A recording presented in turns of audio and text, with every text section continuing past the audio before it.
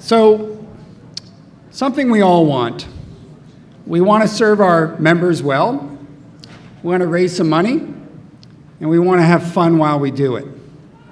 My name is Paul Byrne from CPD Online, and I think I can help you with 2 out of those 3 things. I've got 5 minutes to give you an appreciation for how we can help serve your members, how you can raise some money, and whether or not it's fun or not is sort of up to you. So there's an agenda that I want to cover here. Just a few things. I have 5 minutes. I want to talk to you a little bit, for those of you who have never laid eyes on the site particularly, I want to go through what the site looks like and how it works, just briefly. I want to talk to you about something important, which is the money. And I also want to talk to you about what I would like you to do to increase number 2.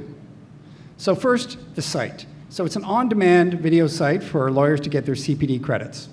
And basically, it looks like this on the video screen. It's easy to access and intuitive to navigate. So you can search by latest, whether or not the content is professional, substantive, or EDI, by practice area, and by the provider of the content. So basically, you browse through the videos, you choose a video that you want to watch, you click on it, it opens to a video screen, you hit play, and it plays. Watch it. At the end of the video, an email is triggered, which is your proof of attendance, which has all the information that you need to input into your Law Society portal. In a nutshell, that's how this site works. Point number 2, the money. So, we've introduced a subscription model, which allows unlimited access, handouts included. And members of law associations in Ontario get all of this unlimited access for a price of $199, which is a 50% discount over the regular price of $399. Now, there's more to the money though. This is the revenue that has been paid to the associations in Ontario. In other words, you, this past 2018.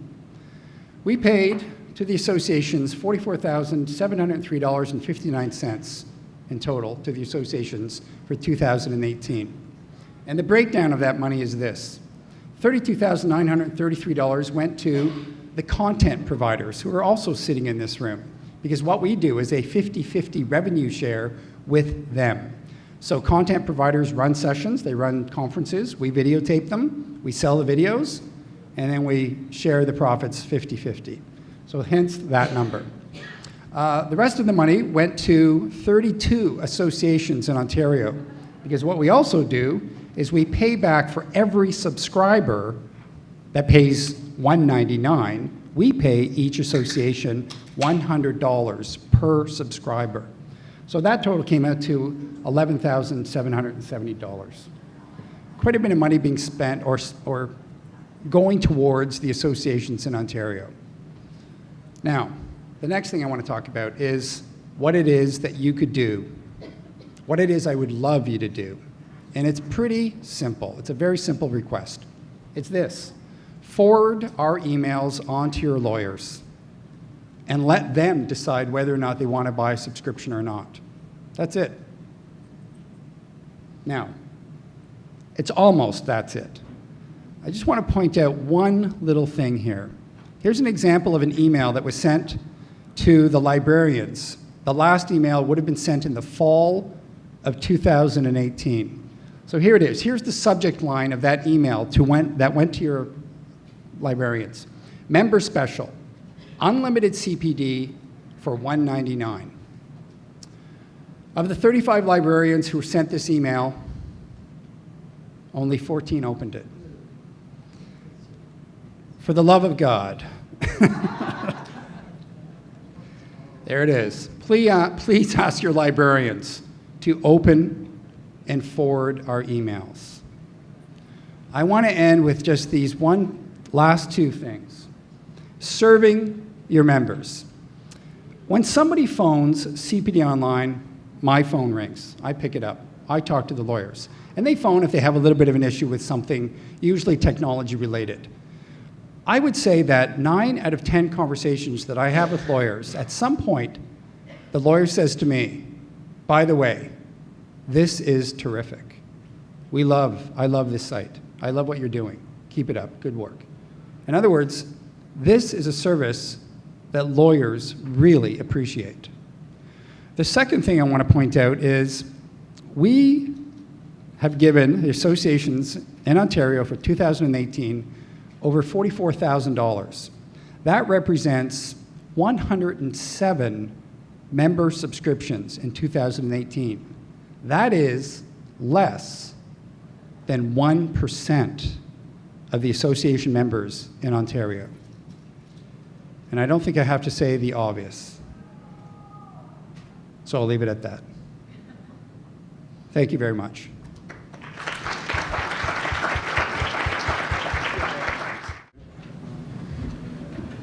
And I get 3 minutes to try and summarize 30 years worth of work. My wife is the founder of LegalLine.ca. It's a public service, it's not a business. She designed it because she wanted people to have access to the law. I point this. Right now. No. In the circle. All right. Here's some fast facts. LegalLine gives away free legal information on over 2,000 subjects. The answers are in 107 languages, 44 areas of law, 725 volunteers, board of advisors with about 20 people. You'll recognize all of their names on our website. They're judges and lawyers in high regard. We answer about 27,000 questions a day, 11 million answers this year, and there's 8,000 government offices and community centers that link to us. No one pays any money. It's just a reference. In the last 3 years, it's kind of like we hit the tipping point. My wife's been working on this for 25 years. In the last couple of years, she's won Access to Justice Shirley Dennison Award from the Law Society. That was last year. The Lexpert Award twice in the last 2 years, which has never been done in history before. The Mayor of Toronto called her in last year and gave her the Access, Equity, and Human Rights. And just last week, the Ontario Paralegal Association gave her the PLEA Award, Public Legal Education. My wife loves to write, and she loves to write legalese really easy to understand. I think that's the benefit of our website. People really can read it. It's meaty. It doesn't matter what your background knowledge is. It's easy to understand. She loves writing so much that she actually wrote this book. It's about 700 pages long. It's kind of like a law for dummies. And it's available at all the 8,000 places that hand out our flyers. Our flyers are available in 25 languages. Because every part of Ontario has different preferences for languages.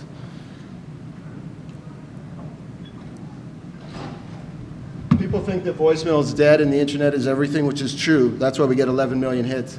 But she still has everything on the website, all 2,000 answers, recorded 24 hours a day on a voicemail system. It's impossible to get busy signals because Bell Canada is our sponsor.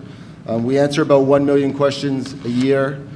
The downside on the voicemail is you have to listen to the answers, and every one of her answers is about 2 pages long. It's about 4 minutes on the phone. It's tedious. People try and write notes. I don't recommend anyone call the voicemail. However, the million people that do call it don't have access to Wi-Fi. They're out in hinterland areas. They're uncomfortable on the internet for whatever reason. So true access to justice, you have to include everyone. So that's why the phone system still exists, and people kind of laugh at it and say it's kind of a waste of paper. But you can't ignore 1 million people a year who want free legal help. The Law Society, does anyone remember the Dial-A-Law program about 25 years ago? The Law Society used to have Dial-A-Law. Show of hands, does anyone remember? Anyone remember? So Dial-A-Law had about 40 topics. They were getting 92% busy signals. It wasn't really working very well. The concept was access to justice, but it wasn't working. I was about 25 years ago. My brother was vice president of IBM when voicemail was just starting out. My wife had the idea that she'd put voicemail on free legal help. We approached the treasurer of the Law Society. Does anyone remember Strasbourg, I think?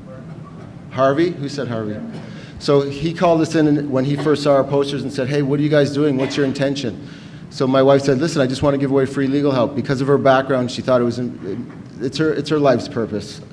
If I get a couple more minutes on the next plenary, I'll tell you the whole story. But basically, he said, okay, we approached the Law Society and we said, we want to take over Dial-A-Law. We want to start with launching with 200 topics. It's digital, impossible to get a busy signal. And the treasurer said to my wife and I, I'd love you to do that. We're spending $600,000 a year and we're pissing everybody off because they're getting 92% busy signals.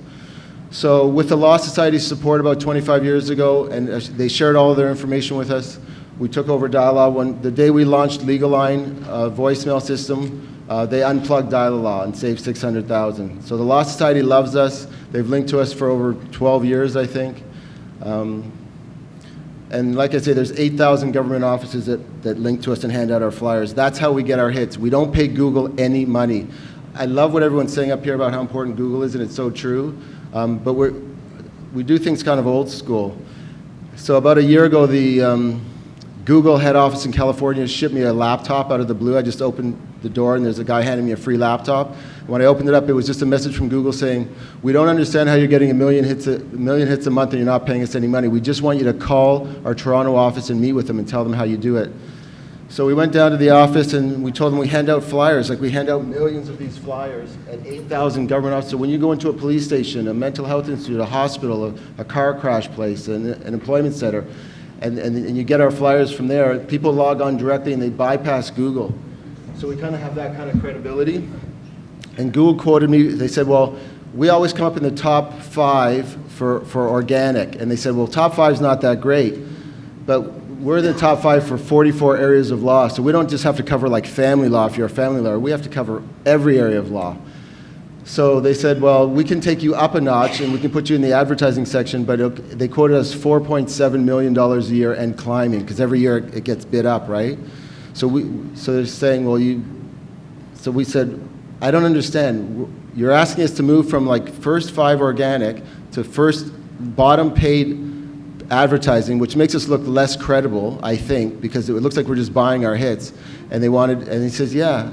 So actually they were so impressed with what we were doing once they heard our story and they heard that we were just helping people for free. They gave us a grant for $10,000 a month by the time we left that meeting. So they hit me up for 4.3 to 4.7 million.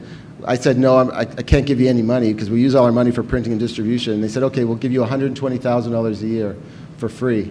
And they give us those long tail searches. I don't know how you're familiar with them, but bottom line, that's pretty cool. The Law Society, when we took over Dialaw, they have, the treasurer about 2 years ago wanted to distribute this magazine. They're out on all of this information is on the table out by the front. So this is a publication put out by the Law Society of Ontario, and it's 8 pages, 4 French, 4 English, and they have things in here like Clio and Legal Aid and so forth. Legal Line is the only non-government controlled agency that they put into their booklet, and I think it's the first time they've ever endorsed, promoted, and encouraged by linking people to us to get free access to law that wasn't controlled by one of those agencies. So that was a tremendous coup. And then they printed about 600,000 of these booklets. They put them in Toronto Life magazine and National Post newspaper, and they distributed them all. And then they had an extra about 300,000 copies of these booklets that they wanted to get out. So they called my wife, and they said, listen, we have 8,000 agencies that they don't have access to. So we did a deal with them where we gave them our database and distributed their Law Society's information for them, and then they gave us permission to use their logo for credibility on the pamphlet, so they know that they approve of us. So there's 5. I took a quick look, and there's 5 organizations in this room already that link to us.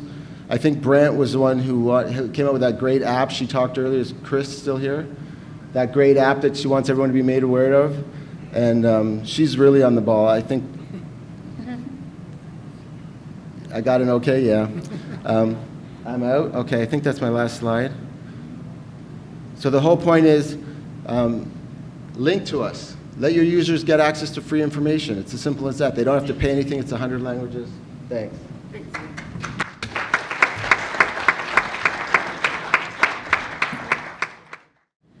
Hello everyone, I work with Loom Analytics. We are a Toronto-based data analytics company.